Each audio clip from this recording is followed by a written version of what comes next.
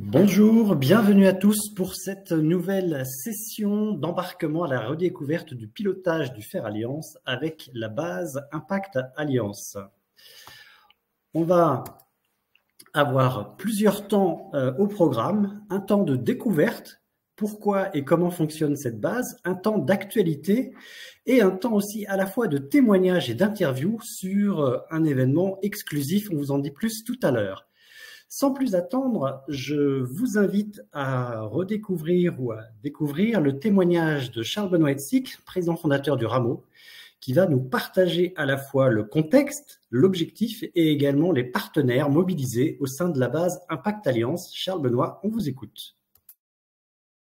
Bonjour à toutes et à tous.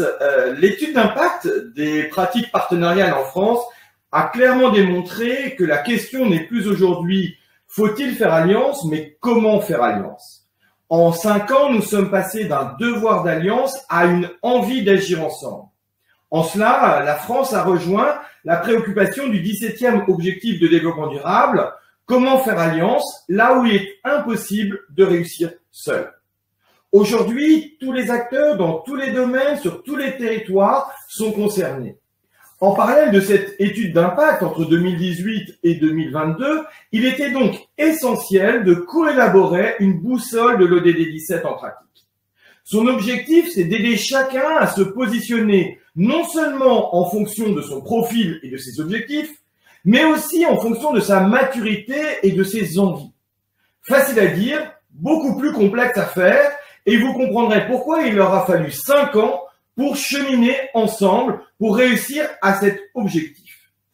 Il est donc utile d'en retracer le cheminement collectif, parce que c'est bien un travail collectif qui a mobilisé plus de 100 réseaux publics et privés, nationaux et territoriaux, pour inventer ensemble cette boussole de l'ODD 17 en pratique.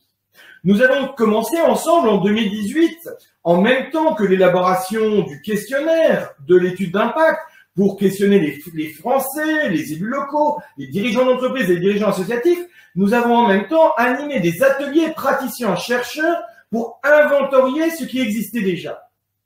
En 2019, nous avons à la fois modélisé les pratiques de terrain qui avaient été capitalisées depuis plus d'une décennie, notamment au travers du référentiel évaluation partenariat et du modèle socio-économique, mais nous avons aussi conçu une méthode qui articule cohérence des actions et cohésion des acteurs, de l'agenda 2030 à l'action respective de nos écosystèmes territoriaux, des organisations publiques et privées et du pouvoir d'agir des personnes. Il était important que chacun se sente concerné dans cette capacité à concrètement, au plus près de là où il est, agir dans le cadre de cet agenda 2030 des objectifs de développement durable qui pose un cap et un cadre commun.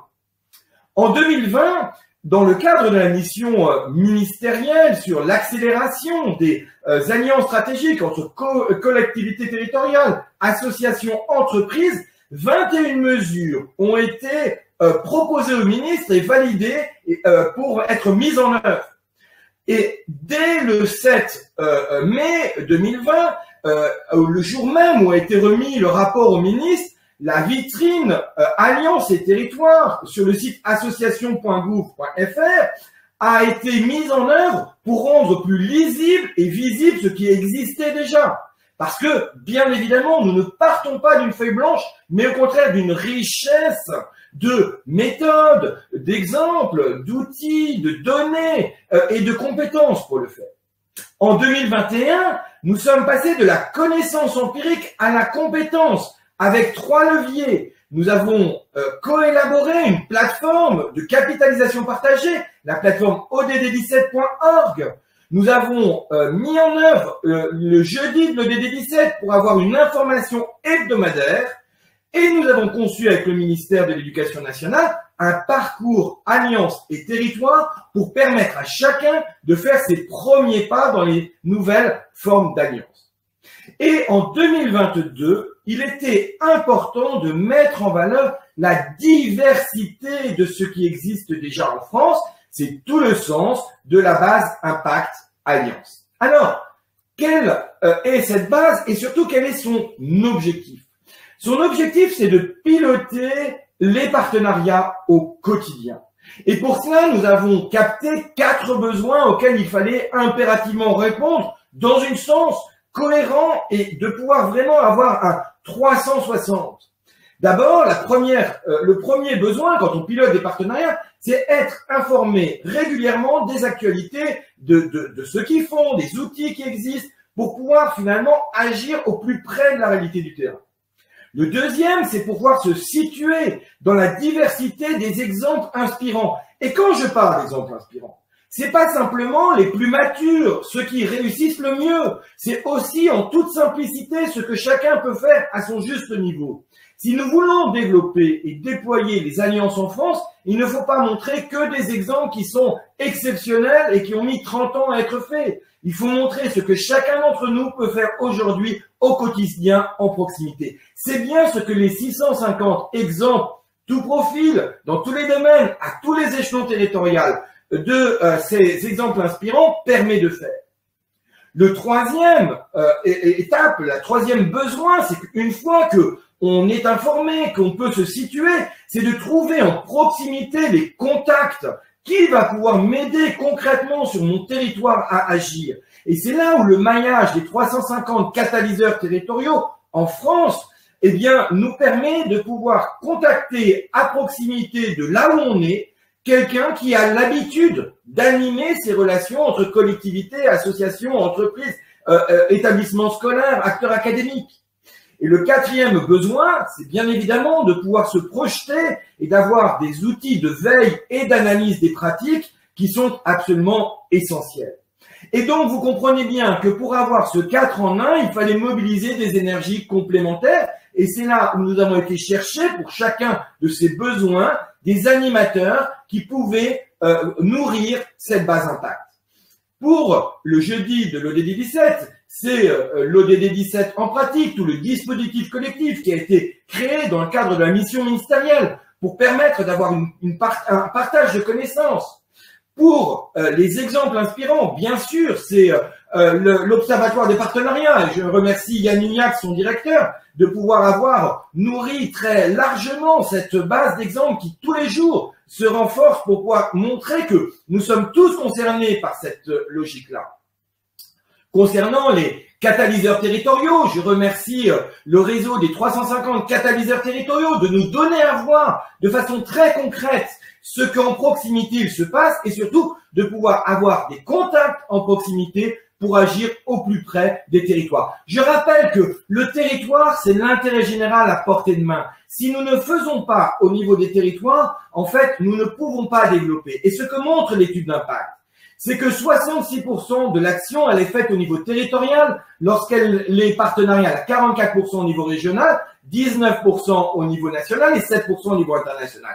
Il est essentiel de pouvoir avoir des contacts en proximité, pas seulement à Paris, Nantes et Marseille, mais aussi à Lille, Bressuire et Montargis. C'est ce que vous allez trouver dans cette base impact.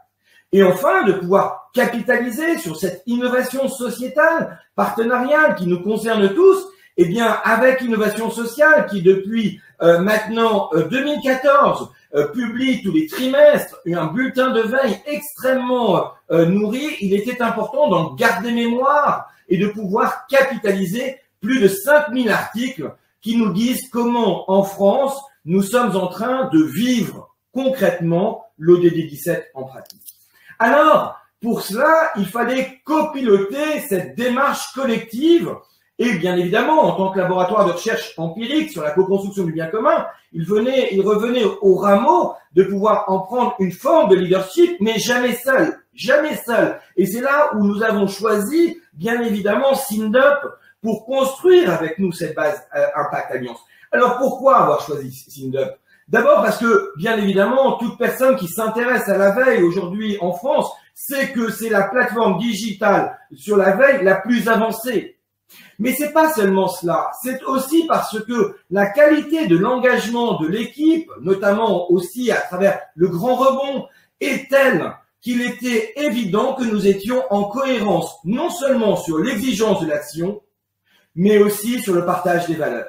Merci donc, Michael, d'avoir accepté d'être notre partenaire pour co-inventer cette base Impact Alliance qui permet aujourd'hui à chacun, quelle que soit sa maturité, de piloter au quotidien les alliances d'intérêt général.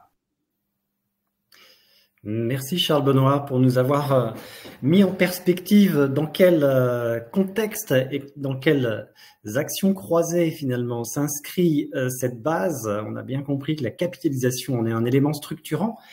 Et on va écouter à présent Mickaël Réau, donc notre partenaire, fondateur de la plateforme de veille collaborative SINDUP, nous partager sa vision. Mickaël, on vous écoute. Qu'est-ce qui a motivé SINDUP à embarquer dans cette aventure ? Bonjour à toutes et tous. Alors en effet, comme l'a dit Charles Benoît, SINDUP est un éditeur de logiciels. Notre quotidien, c'est d'aider les organisations à structurer leur veille stratégique. Ça consiste à les aider à identifier les informations utiles pour leurs actions du quotidien, pour la prise de décision. C'est aussi bien détecter des signaux faibles que des signaux forts. C'est aussi suivre la multitude de tendances qu'il est essentiel de monitorer quand on est une organisation qui s'adapte à son environnement. Et tout ça permet au final de délivrer des tableaux de bord, des alertes, des newsletters, des portails de veille, tout ceci de manière personnalisée parce que ce qui fait la force d'une veille stratégique, c'est sa singularité. C'est la capacité à l'adapter aux besoins du quotidien par rapport aux projets qui véritablement sont en cours de réalisation.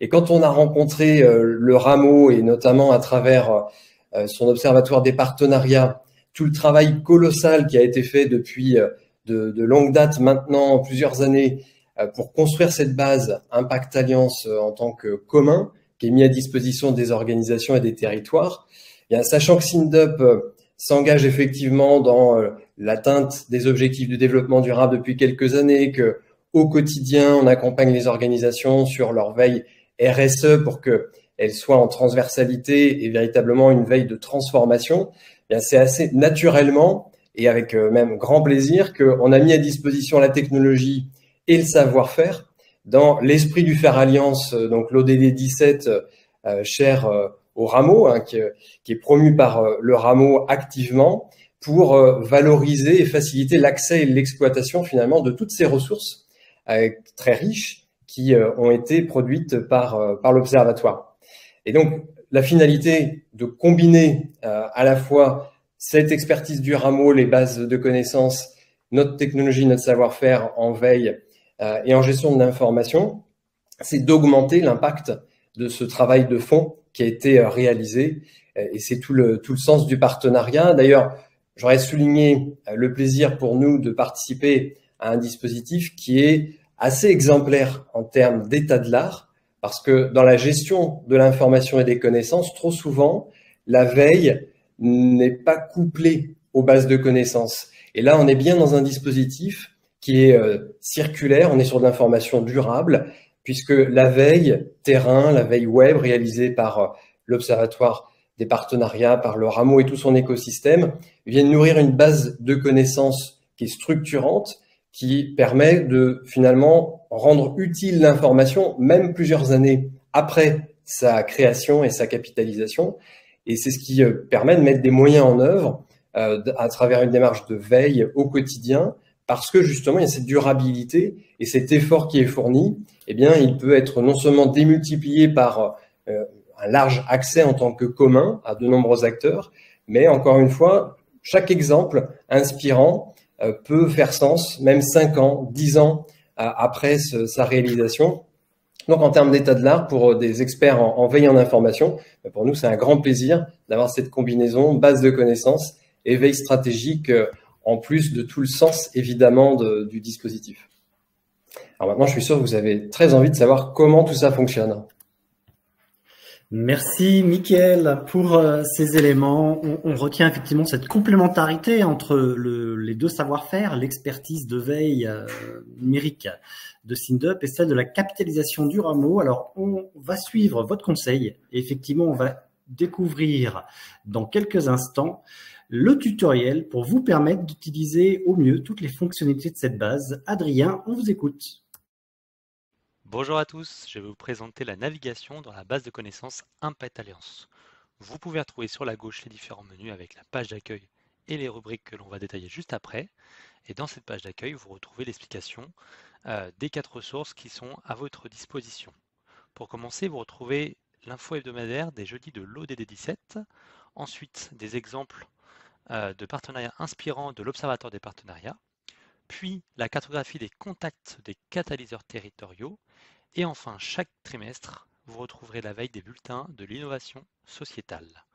Je vais commencer par parcourir les exemples de partenariats inspirants en cliquant directement dessus ou en passant sur le menu de gauche. L'idée dans ces exemples de partenariats inspirants, c'est de pouvoir consulter 4 bases, les partenariats associations-entreprises, les pratiques d'engagement, les pratiques de co-construction territoriale et enfin les nouveaux équilibres socio-économiques. À chaque fois, je retrouve des exemples liés à ces thématiques. On va prendre la co-construction territoriale. Chaque tableau de bord est construit de la même façon avec des explications sur les différentes formes ici de co-construction, les différents contenus les plus récents et surtout la capacité de filtrer sur ce qui va nous intéresser, que ce soit par territoire, par typologie ou par acteur lié à ces différents contenus. Prenons un exemple ici, je pars en région Nouvelle-Aquitaine, qui est le territoire qui m'intéresse. Je vais pouvoir cliquer directement sur le mot-clé dans le nuage de mots-clés et accéder à la recherche. Pour affiner mes résultats, sur la droite, j'ai des éléments de filtrage. Je pourrais dire par exemple ici que je m'intéresse plutôt aux collectivités territoriales. Donc je vais cliquer sur cet élément-là, sur ce mot-clé, et ça va me permettre d'affiner encore mes résultats et de trouver les différents contenus. Chaque contenu est identifié grâce à des tags, donc des mots-clés que vous voyez ici. Vous pouvez directement le consulter en cliquant dessus. Pour rechercher du contenu, vous avez aussi la possibilité en haut de rechercher dans tous les contenus disponibles, pas uniquement dans les exemples. Imaginons, je m'intéresse à la mobilité.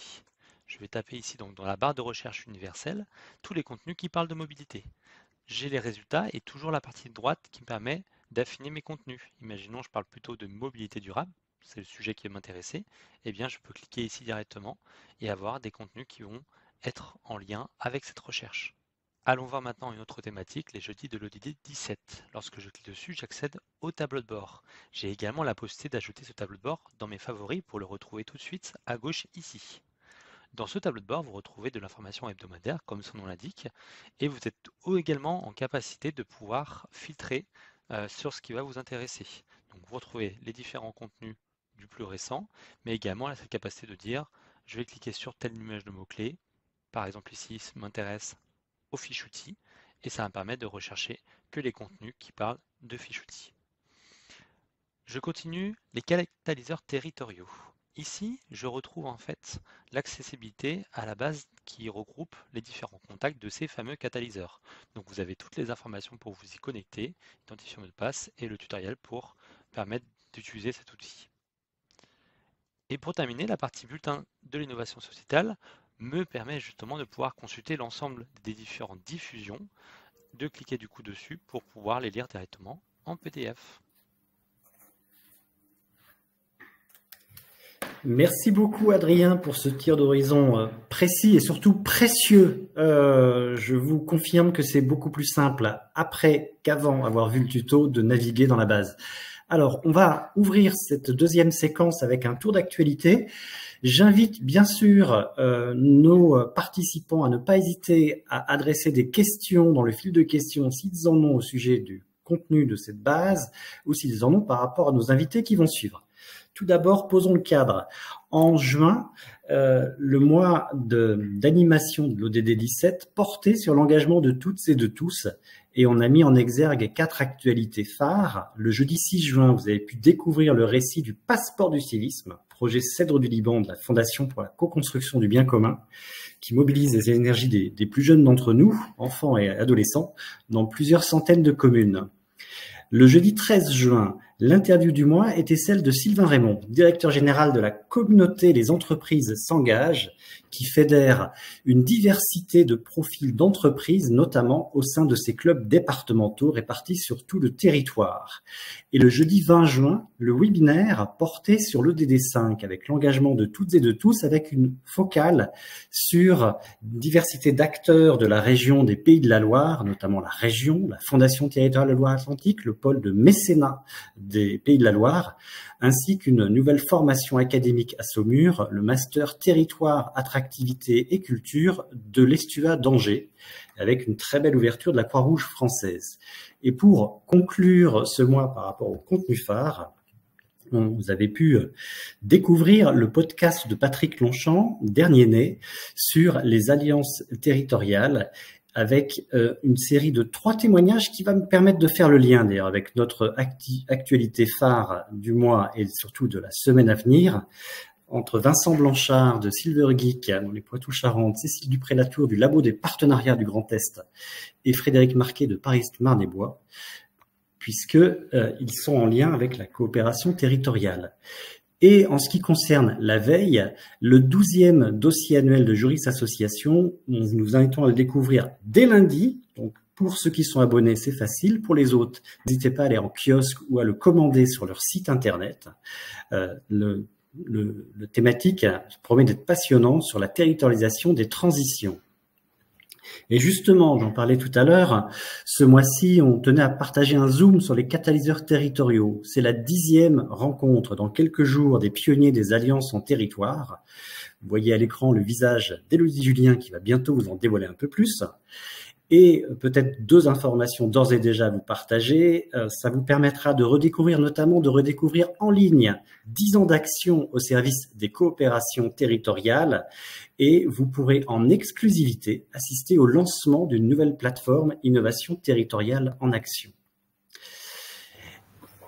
Et donc, à toute thématique, dispositif exceptionnel, on va ouvrir avec Élodie, qui est secrétaire générale du réseau des catalyseurs territoriaux, la séquence entretien. Élodie, on t'invite à nous témoigner finalement, à la fois à nous présenter finalement le contexte, puisque l'engagement de tous est facilité localement par l'ingénierie du lien des catalyseurs territoriaux. Est-ce que tu peux nous en dire un petit peu plus sur qui sont ces 350 points de contact locaux qui sont au cœur du 3e volet de la base Impact Alliance et en quoi consiste cette rencontre des pionniers des alliances en territoire? Merci Yann et bonjour à tous. Alors pour répondre à la question de Charles Benoît qui était très impatient de savoir ce que sont les catalyseurs territoriaux, ce sont donc des acteurs ancrés dans leur territoire et qui ont des profils très différents. On peut avoir des acteurs économiques, des structures d'intérêt général, des acteurs publics locaux, des acteurs académiques, peu importe.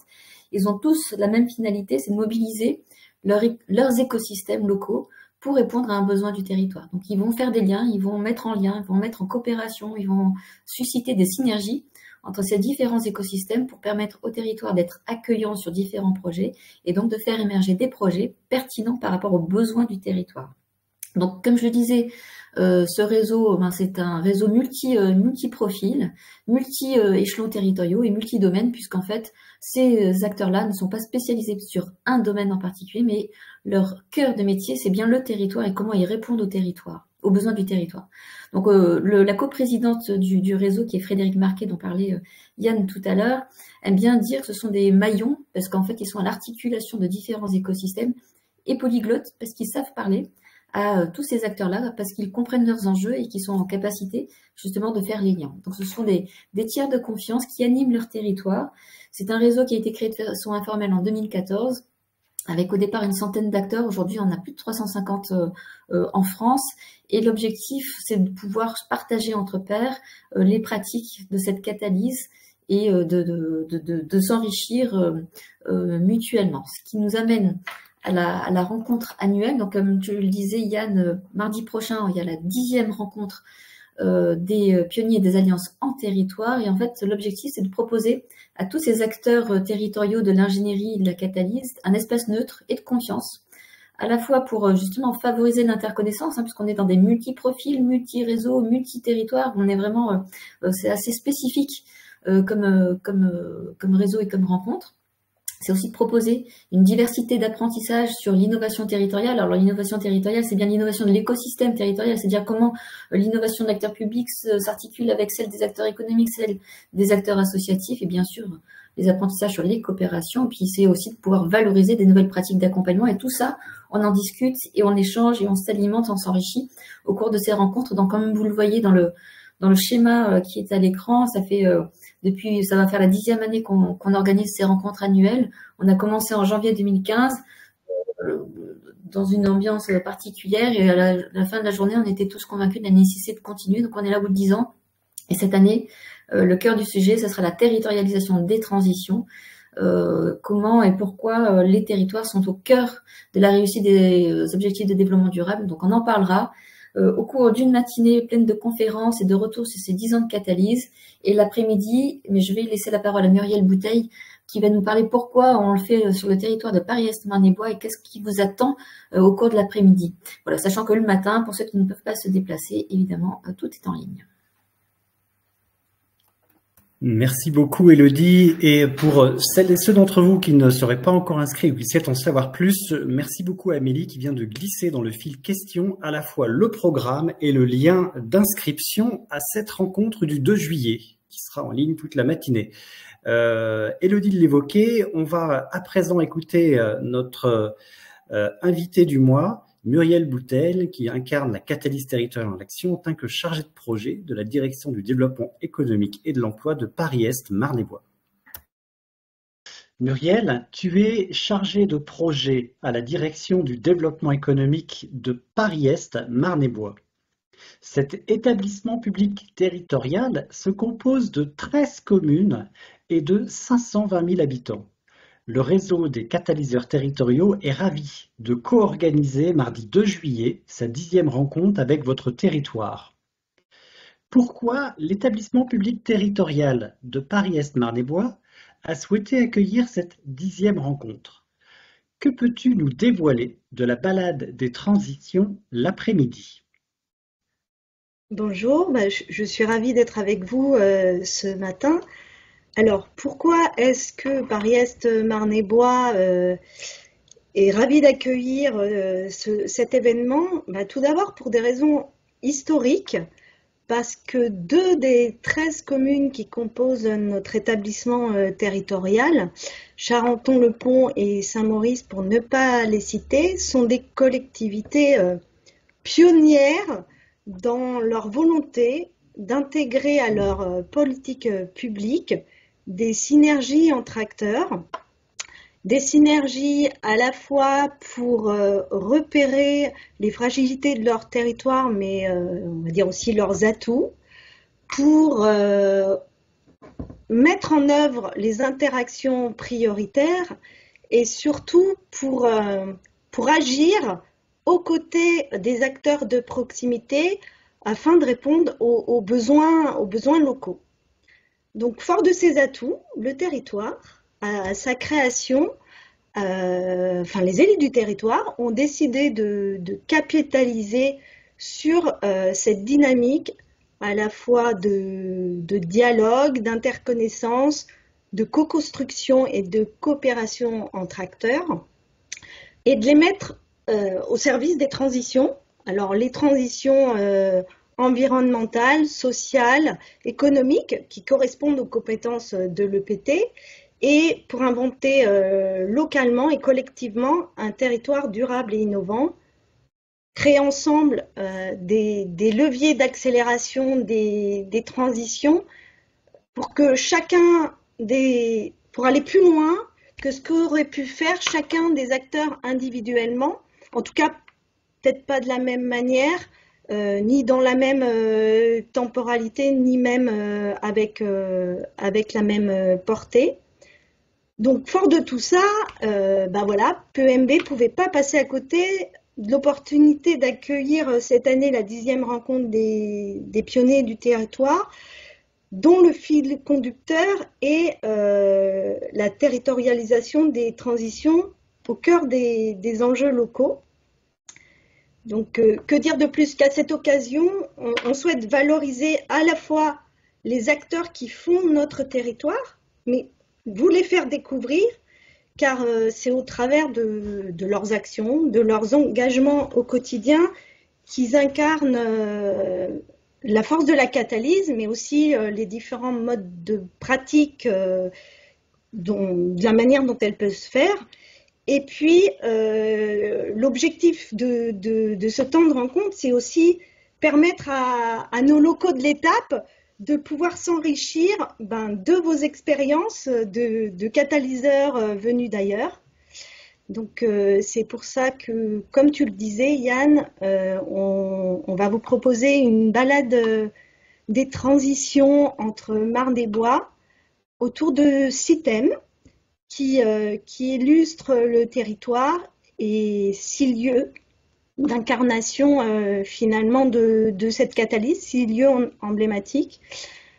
Alors, nous, à PMB, on n'a pas la Tour Eiffel, mais on a encore le château de Vincennes, qui est juste à la limite de notre territoire.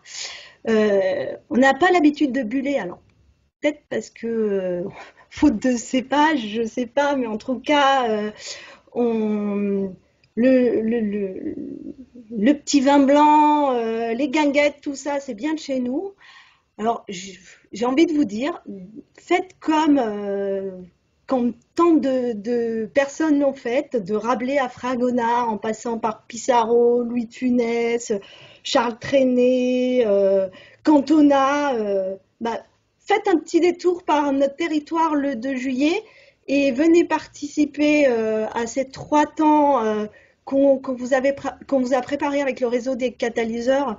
Franchement, je crois que vous ne serez pas déçus et on espère vous accueillir nombreux ce jour-là. Merci beaucoup Muriel. Alors j'ai vu une question d'un de nos participants sur les thèmes de la balade des transitions. Mais écoutez, on va essayer d'y répondre avec à la fois les mots-clés des thèmes et également les lieux. Puisque l'après-midi, ce sera dans 6 lieux différents. Donc si on part si on part de l'ouest, Jeunes et Territoires à la mairie de Charenton, une soirée après au Cresco, donc l'établissement culturel de la ville de Saint-Mandé, une thématique climat et environnement au sein de l'Ecolab qui est piloté par le commissariat général du développement durable et qui est un lieu de référence pour l'accompagnement de la Green Tech, connaissances et compétences au laboratoire du Rameau à Vincennes, la thématique des transitions du local à l'international à Nogent-sur-Marne, à la Cité du développement durable, la thématique de l'économie, notamment des dynamiques économiques innovantes et responsables à l'espace de coworking avec le club d'entreprise Vivre et Entreprendre en Vallée de la Marne, et le sujet de l'animation des lieux et des liens auprès du tiers-lieu La Parenthèse Ouverte, qui est à la fois co-géré par ESS Club et le bailleur social Séquence. Donc voilà le programme. Une précision importante, si vous n'êtes pas encore inscrit à un atelier, le compte à rebours a commencé puisque nous allons arrêter les inscriptions ce midi. Donc n'hésitez pas à vous inscrire tout de suite pour que ce soit encore possible et n'hésitez pas également à relayer en ligne. On vous en avait parlé, donc on tient à remercier bien sûr l'ensemble des partenaires qui nous permettent d'organiser ce très très bel événement. La matinée sera passionnante, elle sera accessible en ligne, donc d'où que vous soyez, vous pourrez suivre ces échanges. Je ne crois pas avoir vu de questions particulières, donc je vous invite et je vous souhaite une très très belle journée. Merci encore beaucoup à la fois à Élodie Julien et également à Muriel Bouteille pour leurs interventions de qualité. À très bientôt. Au revoir.